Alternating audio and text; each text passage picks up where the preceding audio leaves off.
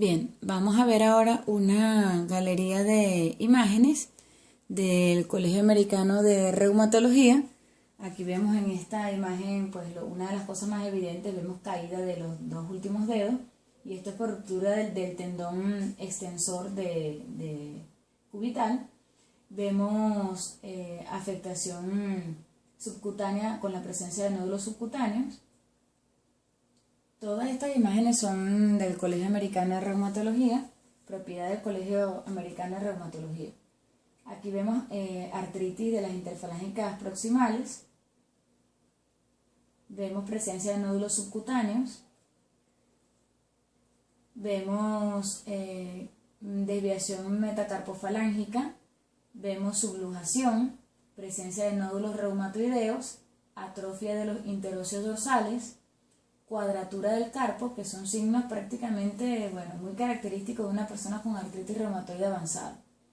Aquí vemos presencia de dedos en cuello de cisne, como el cuarto dedo, y vemos este quinto dedo en botonier o botonero, como también se llama. También vemos esta imagen típica de los dedos telescopados, que se pueden ver también aquí, y como lo habíamos comentado previamente, en los pacientes con artritis psoriásica y en algunos casos también de pacientes con lupus. Vemos aquí consecuencias del síndrome de túnel carpiano con una importante atrofia de la eminencia tenar. Vemos también esta deformidad en la mano, que es causada por anquilosis del carpo y con subluxación de las metacarpofalángicas. Vemos también esta subluxación y atrofia muscular de los interóseos dorsales y la subluxación a nivel de las metacarpofalángicas. Podemos también tener ruptura de quistes popliteo. Fíjense, se puede ver un gran aumento de volumen que puede confundirse con una trombosis venosa profunda, porque crea hasta estas zonas violáceas que pueden ver aquí. Podemos también tener dedos en garra. También tenemos otras manifestaciones extraarticulares como la presencia de epiescleritis.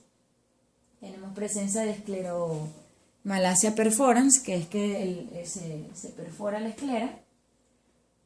Otra imagen con nódulos reumatoideos, fíjense, este es un sitio muy característico, que es la superficie extensora cercana al codo. Tenemos presencia de vasculitis distal, con pequeños infartos que se ven por vasculitis. Podemos llegar inclusive hasta la gangrena de los dedos. Vamos a ver cómo hay nódulos reumatoideos en la membrana sinovial que recubre a los tendones, y en los tendones inclusive. Fíjense cómo vemos todo ese tejido con hipertrofia sinovial. Esta es una imagen artroscópica de la rodilla. Vemos esto como cuerpos de arroz, parecieran, ¿verdad? Y no es más que un aumento de la membrana sinovial. Si eso lo vemos al microscopio, parece realmente como un órgano linfoide secundario. Parece igual como si fuera un ganglio, nódulos, acúmulos de linfocitos. Esto también lo podemos ver en las meninges, fíjense, nódulos reumatoideos. Y también podemos tener complicaciones graves, como por ejemplo la luxación de la articulación atlantodontoidea. Afortunadamente eso ya casi no se ve, porque con el advenimiento del tratamiento pues es muy difícil que veamos estas complicaciones tan serias. Aquí vemos una imagen donde hay una erosión en la apófisis estiloides del cúbito. Aquí la vemos en la ampliación. Y podemos tener destrucción articular evidente, como se ve aquí en esta radiología. Podemos tener simplemente aumentos de partes blandas, como vemos en esta radiografía. Fíjense que ese aumento de partes blandas, que es el inicial, si dejamos que avance, pues vamos a tener entonces una erosión en ese sitio. Vemos la osteopenia justarticular, la desviación metacarpofalángica, una disminución simétrica del espacio articular a nivel del codo, de la articulación del codo. Esta articulación debe estar anquilosada.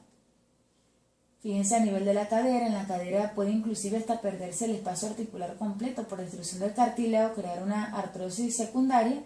Mire cómo vemos estos quistes o geodas. Inclusive podemos ver cómo esto se incluye en la pelvis. Hay una protrusión de la cabeza femoral hacia la pelvis. Vemos estas rodillas con disminución simétrica del espacio articular. Aquí lo vemos, disminución simétrica del espacio articular. Vemos que aquí hay una pequeña erosión. Vemos aquí también otra pequeña erosión en el cóndilo de la tibia, en el platillo de la tibia, perdón.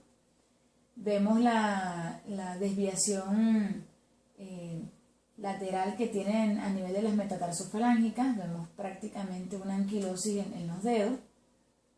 Aquí vemos erosiones. Otras complicaciones pueden ser los nódulos pulmonares, como se ven en el síndrome de Kaplan. Afortunadamente esta complicación ya casi no se ve porque, como les digo, el advenimiento de las terapias ha evitado que se presenten muchas manifestaciones extraarticulares, como estas series que veíamos que pueden llevar al paciente hasta terapia intensiva. En cuanto al laboratorio que vamos a solicitar en un paciente con artritis reumatoide, básicamente, además de lo general que se solicita, en cuanto a exámenes específicos vamos a solicitar reactantes de fase aguda como velocidad de sedimentación globular, BCG, proteína C reactiva, que es PCR, factor reumatoide cuantificado, y también vamos a solicitar anticuerpos contra péptido cíclico citrulinado o llamado anti-CCP. Podemos solicitar radiografías, podemos solicitar ultrasonido. La radiología debe ser comparativa y de las articulaciones que estén mayormente afectadas. En el caso de la artritis es muy importante siempre ver los manos y carpos, es como obligatorio. Casi siempre o utilizamos una lupa para ver bien o pedimos la radiografía ampliada. El ultrasonido es muy útil también en algunos casos, sobre todo para evidenciar inflamación que no podemos ver en el examen físico. Igual la resonancia y estudio de líquido sinovial si lo considera necesario el especialista. En cuanto al enfoque terapéutico, al tratamiento, fíjense que les comentaba que el médico de atención primaria va a quedarse solo hasta el primer eslabón que corresponde a AINES y esteroide a bajas dosis. ¿Qué son esteroides a bajas dosis? De buena ley deben de tratar de no utilizar más de 5 miligramos de prednisona o su equivalente. Sin embargo, en casos severos y si el paciente está en situaciones lejanas y tiene mucho compromiso, puede utilizar hasta 10 miligramos de prednisona o su equivalente al día. Esto, como le va a quitar los síntomas al paciente, es muy importante recordarle que ese no es el tratamiento definitivo, que lo más pronto posible debe ser evaluado por un reumatólogo para instaurar tratamientos con FARME en forma precoz. FARME son los fármacos antirreumáticos modificadores de la enfermedad, donde están el metotrexate, la leflunomida, la sulfasalacina y los antimaláricos. Y otros tipos de FARME que son los FARMes biológicos como los anti-TNF, como etanercept, adalimumab, infliximab, golimumab, hay muchos otros también, anti-CD20 como rituximab, que va contra linfocitos B, inhibidores de la coestimulación como abatacept y anti-interleuquina 6 como el tocilizumab. Entonces, estos medicamentos todos tienen efectos adversos. Importante de saber, para el médico de atención primaria es muy importante saber los efectos adversos del metotrexate, que es uno de los más frecuentes, los efectos adversos de los antimaláricos, por lo cual tienen que estudiarlos, repasarlos, y van a también estudiar sobre el riesgo de los biológicos.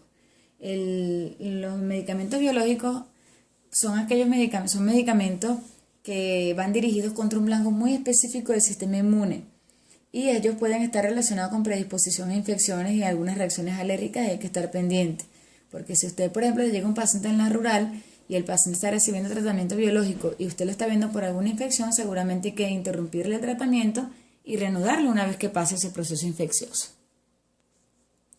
Pues esto es todo. Recordar que el diagnóstico debe hacerse en forma precoz y referir tempranamente al reumatólogo.